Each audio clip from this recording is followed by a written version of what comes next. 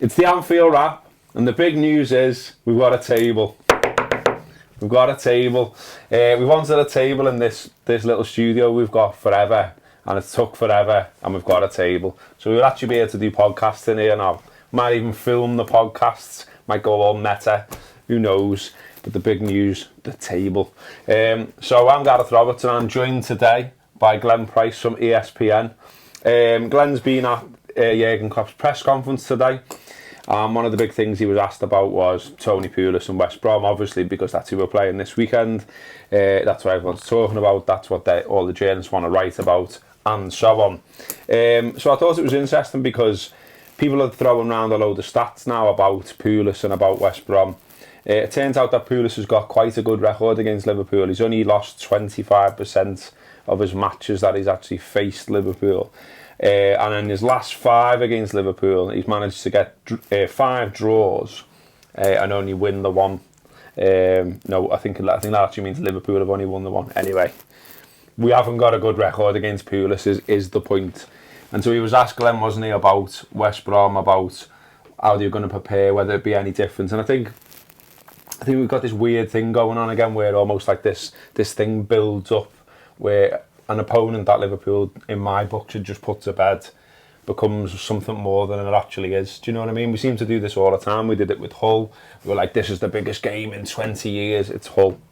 This is West Brom at home. We should win West Brom at home. Good sides beat the crap sides at home. That's how it works. And yet Liverpool somehow, the media, the fans, the team itself, I don't know what it is, but we build up everyone that comes to Anfield into being some fantastic opponent, and it seems everyone wants to do it again. Did that happen when, in the 90s or anything? I think we just used to blow people away. Yeah.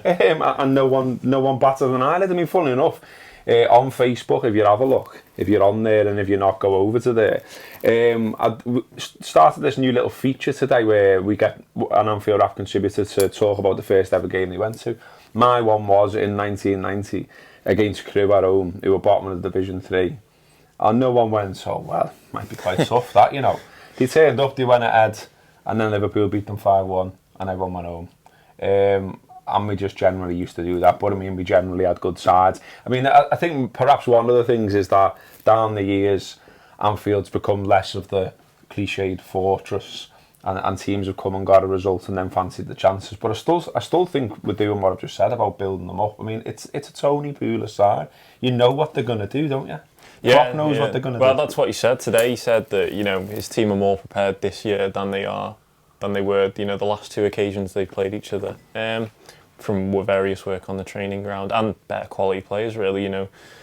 He's added players who improve the quality of the whole squad and can win games like these, which sometimes you do need. He's talked about being patient again, and Anfield being patient, which is really important, isn't it? Because that can creep down onto the pitch. I thought that happened the other night, to be honest. I thought, after it got to 20 minutes and it became the cliched away European performance for the other side, in that, because Liverpool hadn't scored after 20 minutes, we didn't score all night, obviously, but it did feel to me that the crowd started to get edgy. There was no real song starting off. There was certainly people by me on the coffee were starting to have little digs at players and stuff like that, and I think what Klopp keeps emphasising all the time is that doesn't help. Yeah, I mean, he doesn't use his press conference or anything. He shut down the Mourinho comments in his press. But the one thing he does use he's basically talking directly to the fans, isn't he? That's the only thing I've really noticed covering his press conferences for the last year, that he just uses them as a direct tool to the fans. And once again, he's told them that, and his team, to stay patient on the day, which because you know what to expect from a Tony Pulis side. I don't know how West Brom fans put it with the Tony Pulis side, but it's quite effective, isn't it? And they're going to put everyone behind the ball. They're going to be physical. They're going to be well drilled on set pieces. They're going to try and score off corners. Take their time from minute one. Waste time as much. Get all the crowd restless. Yeah. And if they get a 0-0 or they get a draw, they'll be happy to go home with that. He'll cross that off and say, "Great." Because the way Pulis will do it is at the start of the season, he'll sit down and he'll say, right, what games can we win? What games is it crucial for us to win to stay up? What ones are an added bonus? Anfield's an added bonus. So Liverpool just need to come out. I mean, it's another cliche, but Liverpool need to come out the blocks, fly at them, get stuck in, play them at their own games to a certain extent. I mean, this Crew game that I was talking about, what was interesting, Sean, who's behind the camera here, managed to find some highlights of the game, which I was surprised by because, 26 years ago, showing me age here. But one of the things that they said in the commentary, and it still applies now, is when a side like that came to Anfield, the first thing that Liverpool would do is match them for effort, match them for physicality, and then know that their quality is going to come out on top in the end. And that's what Liverpool have got to do on Saturday, isn't it? Yeah, definitely. I think, an early goal would be absolutely massive, wouldn't it? That, Klopp joked in his press conference just then that, it'd be good to get 3 early goals, but it's not possible. I think it might be. Yeah, you never know. You saw like the effect of what an early goal can do just to a mindset against Burnley. I'm pretty convinced that although Liverpool went great that day, if Burnley hadn't scored after 2 minutes or something, then it could have been a bit of a different story, and Liverpool's quality would have shown through. Liverpool have got more than enough quality. There's no injuries to really worry about. Lallana's fit and been training properly. Wijnaldum's back in training. So Klopp, and to quote him, said he's got a big squad to pick from on Saturday. And we I mean, it depends how you want to look at things. There's been quite a lot of negativity about the Man United match, I think. But, we did keep a clean sheet. Let's take that as a positive for one. For me, Matip, again, looked great. And he's the type of lad that, in particular, you're going to be looking to him against West Brom. I think Lovren's been doing okay as well. Klein's fine. Milner's fit as well, isn't he? There's doubt about him. So, the back four is quite settled. There's a little question mark about, obviously, the goalie. Karius hasn't had much to do and has looked a little nervy at times in each of his performances for Liverpool. But, I there's loads of fuss about that online, and I kind of think that's just par for the course. I don't really remember loads of keepers starting out at a new club, and particularly one as big as Liverpool, and just ripping it up from day one.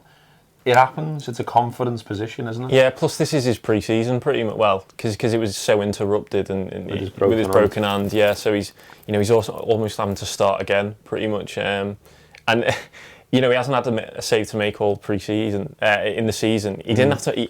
I can recall having done every game in the pre-season. He did one save against Huddersfield, and it was a good save. But he's hasn't been tested at all since he's come to Liverpool. Maybe he just needs that. He saved one at Derby. He come off his line quick and saved from Darren Bent, and I thought that was quite good. But yeah, other than that, he's not had a lot to do, has he? So people are sort of talking about Mignolet again. Whether he should be in the side because this lad's looking nervy. We know what Mignolet can and can't do, though. I don't think we quite know that about Karius yet. He was emphasising, wasn't he, in the press conference that he watched them for, did he say 2 years? Yeah, 2 years in the Bundesliga, and has been really impressed with them. I think Klopp was saying, he's still young in relative terms for a goalkeeper, so you can iron out these issues when someone's that young. So we'll just see what happens. I think he's gonna play, isn't he? And I'm surprised United didn't bombard him with crosses, with their height in the squad. But that's perhaps because they were too entrenched in their own half. But, it could be a different story with West Brom on Saturday. There's a lot of these types of games coming up as well. We've got Palace, we've got Watford. There's all these sorts of games that you think you should be winning, but are likely to be more physical. Personally, think we've got players within the side you can dish out that type of stuff and take it. Matip in particular, I think's been great on that score. He talked pre-season about how he thought he might have to put a bit more muscle on. From what I've seen so far, he's got no problem at all dishing it out, using his body. He looks strong, he looks cool. I hope I haven't jinxed them there, but there you go. All types of shows going on as ever on the Anfield Apps podcasts. There's a special just come out today where Rob Gutman is looking in depth at the next 10 games. Not getting carried away as ever, Rob has called it 10 games from greatness. So no pressure there on Liverpool. Tomorrow, as usual, we'll have a show on Radio City. And just to give everything else that we do a shout as well, really. If you do listen to our podcast on iTunes, we'd be really grateful if you gave us a review on there. You can give us 5 stars out of 5. You can write a little comment as to why you like the Anfield Wrap and why you encourage others to listen. On Facebook as well, there's a review section there where you can say what the good, the bad and the ugly of the Anfield Wrap as well. Again, we really appreciate that. Subscribe to us on YouTube, follow us on Instagram, follow us on Twitter, follow us on Facebook, follow us on Snapchat.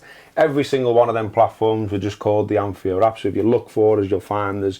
Give us a follow. It all helps to spread the word about what we're doing. It all means we can keep doing these videos, doing our podcast, talking about the Reds, past, present and future, and all that. And do let us know what you think of our beautiful new table. Up the Reds.